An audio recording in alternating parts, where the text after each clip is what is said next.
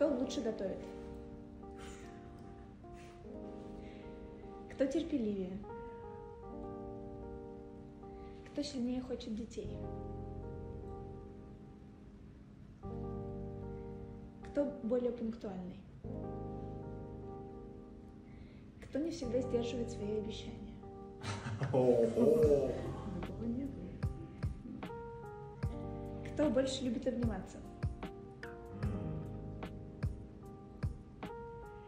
Кто первый приходит мириться? Кто лучше целуется? Ой, Кто более ревнивый?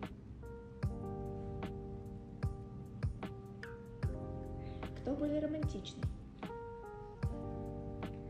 Кто смешнее?